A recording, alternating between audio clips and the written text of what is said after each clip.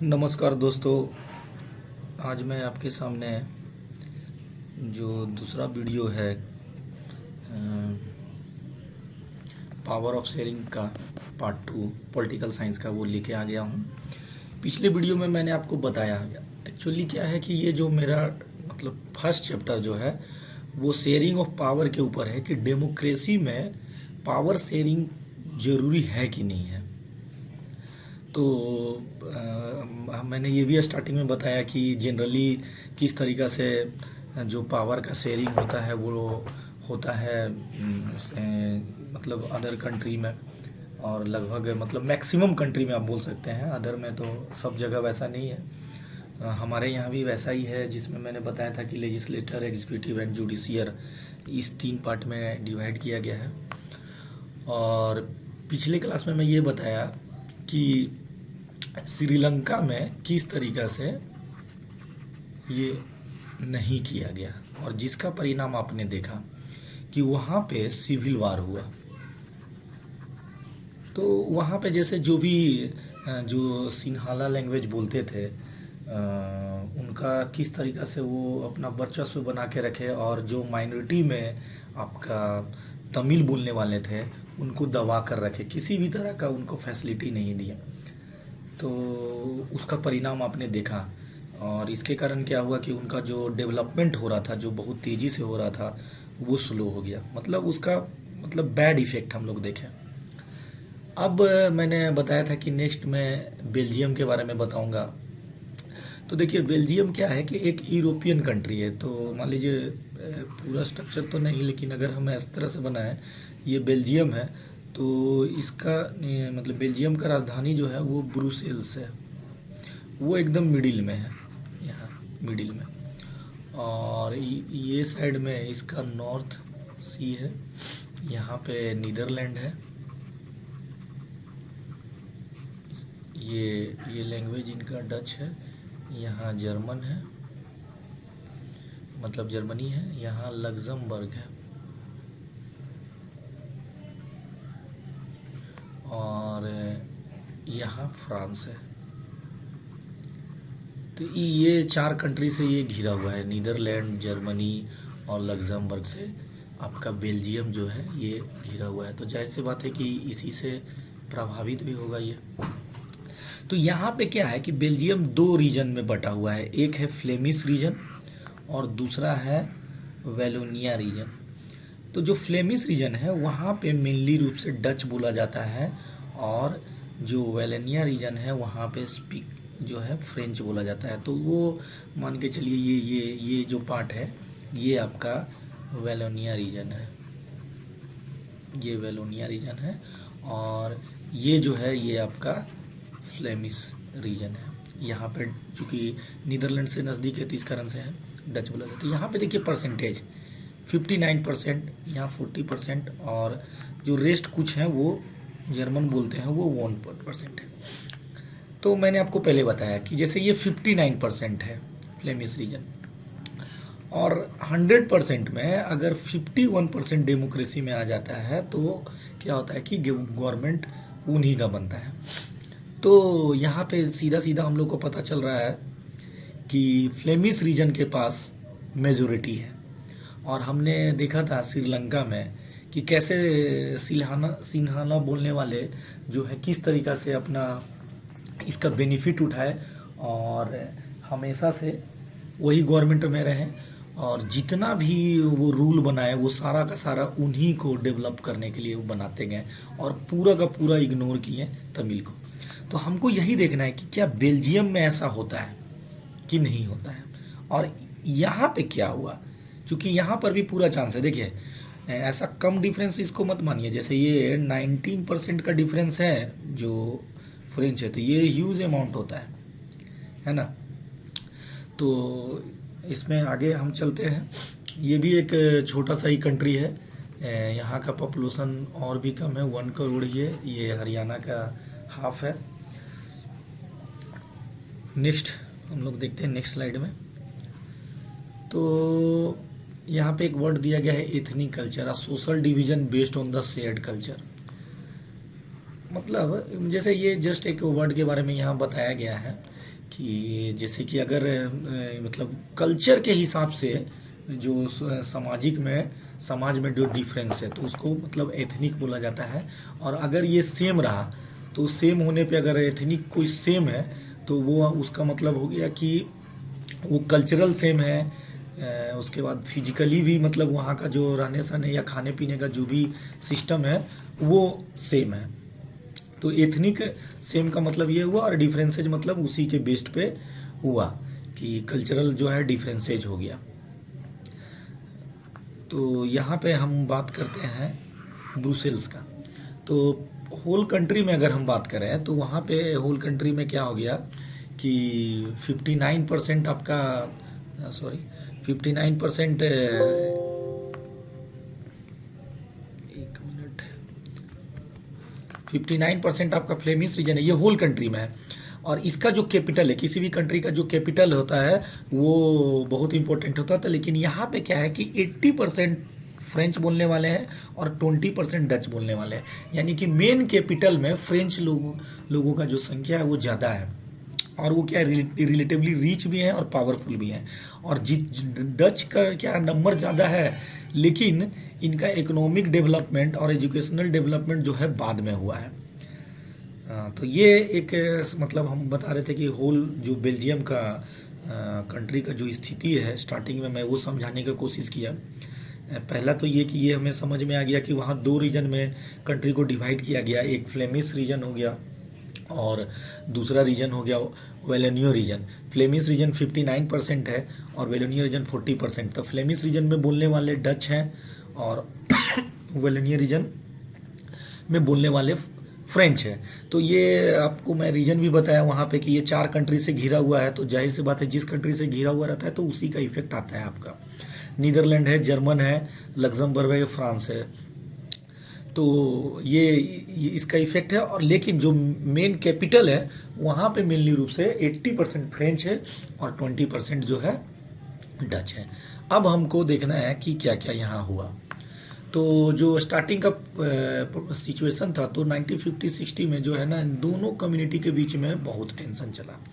Even Brussels मतलब जो capital है वहाँ पे ये बहुत ही ज़्यादा मतलब था, एक्यूट टेंशन था वहाँ पे, है ना। तो अब इसका क्या चांसेज क्या हो सकता है, ये जो इसका सामरिक जो हम लोग देख रहे हैं स्ट्रक्चर, जो मतलब इसका जो मैप है और जो यहाँ पे रहने के लोग हैं, जो डिफरेंट कल्चर है, तो उसका क्या चांसेज हो सकता था। तो चांसेज ये हो सकता था कि Dutch community could take advantage of the numeric value. Numeric value मतलब ये नंबर में ज़्यादा है और डेमोक्रेसी है तो अपना वो गवर्नमेंट चला सकते थे। और force it will on the French, और जो भी है वो फ्रेंच को दबाने का कोशिश करते हैं। एंड जर्मन स्पीकिंग पॉपुलेशन मान लीजिए 1% है तो उनको भी दबाने का कोशिश कर सकते थे। ये चांसेज है जैसा कि हम लोग ने श्रीलंका में। लेकिन यहाँ क्या होता है, यहाँ जिस तरीके से वहाँ पे क्या हुआ था कि मेजोरिटेरियन इन श्रीलंका मतलब जो मेजोरिटी में है वो था। यहाँ एकोमोडेशन इन बेल्जियम मतलब एक तरीका से ये पता चल रहा है कि यहाँ पे मतलब एकोमोडेट किया गया, ना कि मतलब मेजोरिटी को हावी होने दिया गया। तो इसके लिए इन्होंने क्या क्या प्रयास किया तो उसके इंपॉर्टेंट पॉइंट मैं बताता हूँ कि they recognise the existence of the regional difference and cultural diversities. जो रीजनल डिफरेंसेज है वहाँ पे फ्रांस और डच बोलने वाले के बीच में, और जो कल्चरल डाइवर्सिटीज़ है वो सबको रिकॉग्नाइज्ड किया गया कि क्या क्या एग्जिस्टेंस है। Between 1970 and 1993 they amended their constitution 4 times. देखिए 4 बार इन्होंने अपने कॉन्स्टिट्यूशन में नए रूल को अमेंड किया so as to work out an arrangement that would enable everyone to live together within the same country। और क्यों ऐसा किया गया, ये इसलिए किया गया कि सभी लोग आराम से साथ में रह सकें। केवल और केवल इसके लिए 4 बार बदलाव किया गया या कुछ नए रूल जोड़े गए। उसके पूरे डीप में हमको नहीं जाना है कि क्या चेंज किया गया है, लेकिन हमको समझना है कि ये इन लोगों को साथ रहना था। उन्होंने इसके लिए अपने जो कॉन्स्टिट्यूशन है उसमें 4 टाइम्स जो है अमेंडमेंट किया। उसके बाद क्या है कि the arrangement they work out to different from any other country and very innovative. इनका देखिए जाहिर सी बात है कि ये इतना वर्क किए हैं तो ये जो अरेंजमेंट है ये अदर कंट्रीज तो डिफरेंट हो गया और इनोवेटिव भी हो गया। ये हम लोग देखेंगे कि क्या क्या इन्होंने इनोवेटिव जो है अपना अमेंडमेंट किया, या जो इनका कॉन्स्टिट्यूशन है वो क्या बोलता है। Next, here are the some elements of the Belgium model. देखिए, जो बेल्जियम मॉडल का मतलब जो वहाँ का कॉन्स्टिट्यूशन है उसका कुछ इंपॉर्टेंट पॉइंट जो और उस जगह से डिफरेंट है और कंट्री से डिफरेंट है, उसको मैं यहाँ पे डिस्कस करता हूँ। तो constitution prescribe that the number of Dutch and French speaking minister shall be equal in the central government. ये बहुत इंपॉर्टेंट है, ऐसा किसी कंट्री में आपको जानने के लिए नहीं मिलेगा। दैट मीन्स कि ठीक है, वहाँ पे मेनली रूप से 2 ही स्पीकिंग वो है, लेकिन फिर भी ये बहुत इंपॉर्टेंट था कि वो वहाँ पे एक रूल बना और उसको इन लोगों ने कॉन्स्टिट्यूशन में एक्सेप्ट किया कि इक्वल नंबर ऑफ डच के जो मिनिस्टर होंगे सेंट्रल में और जो फ्रेंच बोलने वाले होंगे वो इक्वल होंगे। देखिए, यहाँ पे डच विरोध कर सकता था, बोल सकता था कि नहीं हमारा 60% है तो हम 60% रहेंगे, लेकिन उन्होंने इसको एक्सेप्ट किया। तो कहीं ना कहीं अगर कोई मतलब अपने मतलब जो उनको मिल सकता था वो चाहते, तो अगर उसमें कॉम्प्रोमाइज़ किया तो आगे चलकर उसका बेनिफिट पूरे कंट्री को और उनके लोगों को जरूर मिलेगा। ये हम आगे के डिस्कशन में देखेंगे। और क्या है, some special law required the support of majority of members from each linguistic group. बहुत इंपॉर्टेंट, अगर कोई स्पेशल लॉ जो है पास करवाना है तो उसके लिए मेजोरिटी चाहिए हर तरह के लैंग्वेज बोलने वाले ग्रुप का। यानी यहाँ पे डच का, जैसे डच में मान लीजिए जैसे फॉर एग्जांपल कोई रूल को फॉलो करना है तो मान लीजिए डच का रिप्रेजेंटेटिव जो है 20 है, और मान लीजिए फ्रेंच का, चलिए थोड़ा सा मतलब इसको कम लेके चलते हैं मतलब समझाने के लिए, 15 है, और जर्मन जो है वो तो बहुत ही कम है, तो मान लीजिए वो 3 है। तो अगर डच का 11, इसका 8 और 2, ये अलग अलग क्राइटेरिया चाहिए किसी भी स्पेशल लॉ को पास होने के लिए। तो ये एक अलग तरह का ही है। जैसे हम लोग में क्या होता है कि जैसे जो भी हमारे राज्यसभा के मेंबर हो या लोकसभा के मतलब मेंबर हो, वो अगर पास कर देते हैं मतलब नंबर में, कोई अलग अलग तरह का नहीं, नंबर में बस कर दिए तो वो हो जाएगा, लेकिन यहाँ पे ये रिस्ट्रिक्शन था। Next, many power of the central government have been given to state government of the 2 region. जो दो रीजन है यहाँ पे, उन दोनों रीजन को मतलब जो गवर्नमेंट है उसको पावर दिया गया इंडिपेंडेंटली, मतलब उसको सेंट्रल गवर्नमेंट से कोई मतलब नहीं है, वो अलग से ही बहुत सारे चीज कर सकते थे। मतलब जैसे 2 स्टेट में, मतलब इसको 2 रीजन में अगर हम डिवाइड करें तो फ्लेमिश और वेलोनिया जो रीजन है, फ्लेमिश और वेलोनिया, देखिए ये बार बार ये रीजन आ रहा है, जितना बार आप इसको पढ़िएगा वो याद हो जाएगा। अभी आपके लिए नया वर्ड है। फ्लेमिश में कौन है तो डच है, और वेलोनिया में कौन है तो वो फ्रेंच है। दैट मीन्स कि वो 2 रीजन के लिए जो अलग से जो स्टेट का गवर्नमेंट होगा उनका पावर अलग है, उनको सेंट्रल गवर्नमेंट जो है वो कोई तरह का दबाव नहीं डाल सकते हैं। वो अपना सहूलियत के अनुसार से, अपना जो रीजन है उसके अनुसार से अपना वो रूल लागू कर सकते हैं। उसके बाद क्या है कि ब्रुसेल्स जो कैपिटल है हैज अ सेपरेट गवर्नमेंट। देखिए कितना तरह का गवर्नमेंट हुआ। एक हो गया सेंट्रल में जो गवर्नमेंट हुआ उसमें क्या बोला गया कि फ्रेंच और जो डच बोलने वाले हैं उनके इक्वल मिनिस्टर रहेंगे। स्टेट गवर्नमेंट को अलग से पावर दिया गया, दोनों रीजन के जो भी गवर्नमेंट है उनको अलग से पावर दिया गया। किसी भी स्पेशल लॉ को अगर आपको सपोर्ट करना है, पास करवाना है, तो जितने भी तरह का वहाँ लैंग्वेज, मेनली रूप से 3 लैंग्वेज ही है, तो उन तीनों का सपोर्ट चाहिए तभी वो पास होगा। उसके बाद ब्रुसेल्स जो किसी भी कंट्री के लिए जो मेन होता है कैपिटल, वहाँ के लिए एक अलग गवर्नमेंट था, और उसमें क्या था कि which both communities have the equal representative. देखिए ये इंपॉर्टेंट है, यहाँ पे 80% जो है फ्रेंच बोलने वाले थे और 20% डच। लेकिन चूंकि सेंट्रल में, यही चीज यहाँ पे मैं लिख दिया कि French accept it because Dutch accept it in the central, क्योंकि सेंट्रल में जो है वो डच बोलने वाले 59 थे और ये फ्रेंच बोलने वाले 40 थे। तो चूंकि यहाँ पे इन्होंने एक्सेप्ट किया, इसलिए कैपिटल में फ्रेंच ने एक्सेप्ट किया। यानी हर जगह पे जो है ना एक दूसरे का सपोर्ट किए इन लोग, अपना जो है वर्चस्व कायम करने के लिए नहीं रहे। Apart from the central and state government, there third kind of government, community government, बहुत ही डिफरेंट चीज। मतलब जो लोग पढ़े होंगे उनको आइडिया होगा, लेकिन जो नहीं जानते ये एकदम अलग है। कम्युनिटी गवर्नमेंट क्या है कि it is elected by people belonging to one language, यानी कि कम्युनिटी गवर्नमेंट वहाँ पे कितना हो जाएगा, 3, डच, फ्रेंच और जर्मन।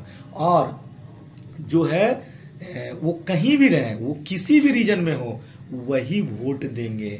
दैट मीन्स कि मान लीजिए जर्मन बोलने वाला कोई एक लीडर खड़ा हुआ, और चूंकि ये 1% है तो मान लीजिए 1,00,000 लोग हैं, और कहीं मेन जगह पे 50,000 है, और अलग अलग जगह पे कहीं 5 है, कहीं 7 है, ऐसे करके, तो डिफरेंट डिफरेंट प्लेस से वही ये लीडर चुनेंगे अपना जर्मन का। उसी तरीके से डच और फ्रेंच बोलने वाले के भी होंगे।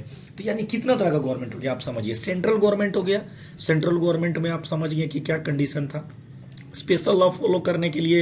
ये सारा इनका क्या है, ये इनका कॉन्स्टिट्यूशन है, और ये यही कॉन्स्टिट्यूशन नहीं है, बहुत सारे बेसिक लॉ तो होंगे, लेकिन ये स्पेशल है जो किसी भी कंट्री में नहीं है, ये अलग तरह का लॉ है और बहुत ही कॉम्प्लेक्स है, लेकिन उसके बावजूद भी है, हम आगे देखेंगे कि ये अच्छे से चल रहे हैं।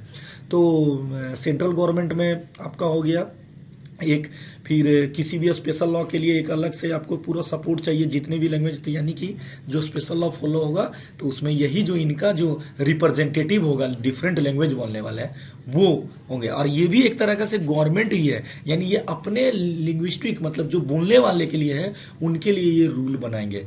और स्टेट गवर्नमेंट क्या करेंगे, तो वो जो रीजन है, जो 2 पार्ट में जो रीजन डिवाइड किया गया, फ्लेमिश और वेलोनिया, वो उसके लिए लॉ या अपना फॉलो करेंगे। और ब्रुसेल्स में एक अलग ही सेपरेट गवर्नमेंट है और वहां का भी अलग ही रूल लागू होगा।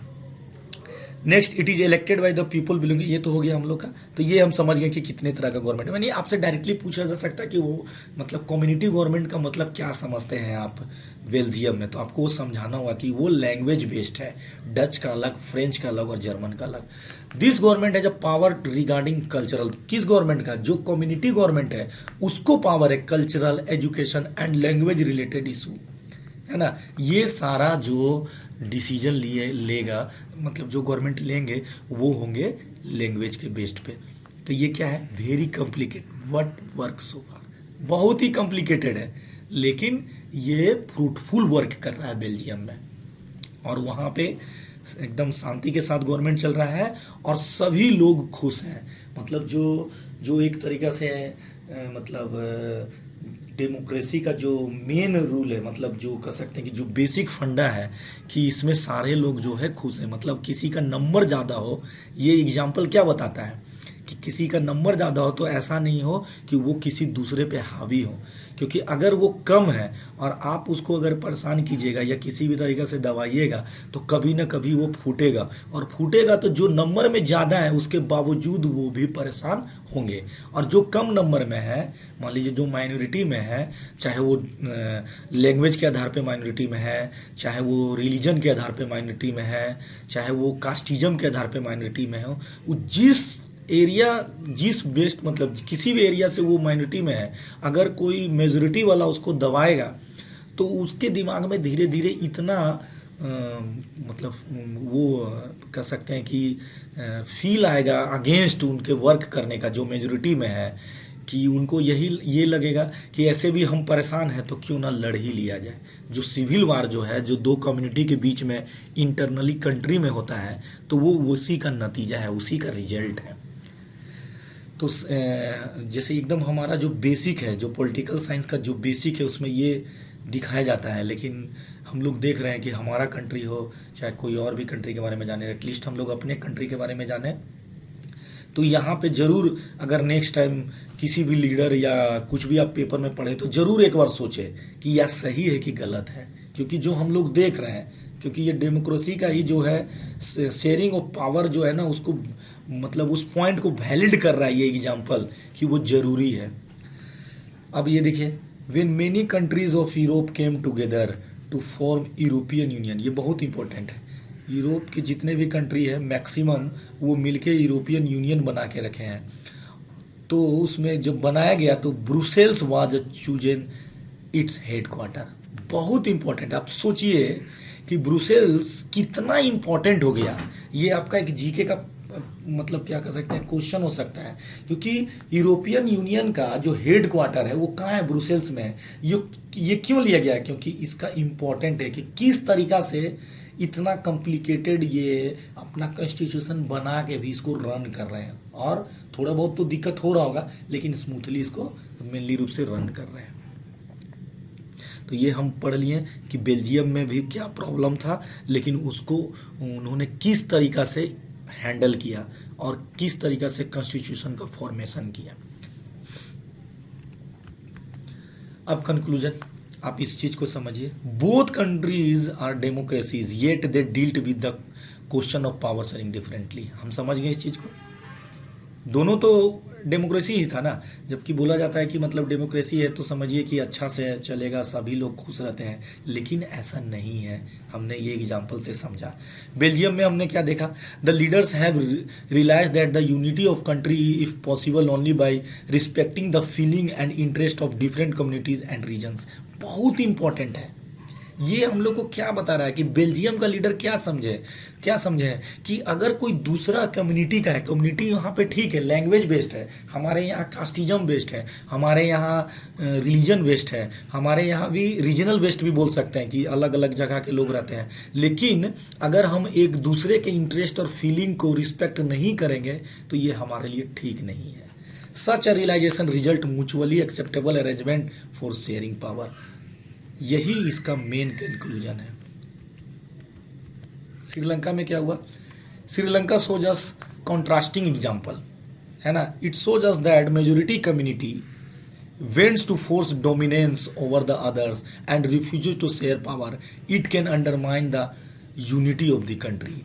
Undermine मतलब कमजोर करना, जो कंट्री का यूनिटी है इसको ये वीक करना है। तो ये दोनों एग्जाम्पल से मेन रूप से ये जो समझाना चाह रहा है वो ये समझाना चाह रहा है कि अगर हम अदर कम्युनिटी को, कम्युनिटी में देखिए हर कंट्री का अलग अलग है, अगर हम अदर कम्युनिटी को के ऊपर डोमिनेट करेंगे, उसके इंटरेस्ट को नहीं ध्यान देंगे, उसकी फीलिंग्स को इम्पेक्ट करेंगे बैडली, तो वो कहीं ना कहीं हमारे लिए ठीक नहीं है। तो इसको ध्यान रखिए। अब जो है आप इसको पढ़िए, जो भी है उसको पढ़िए बेल्जियम तक, और फिर नेक्स्ट जो वीडियो आएगा मैं उसके आगे पढ़ूंगा। धन्यवाद।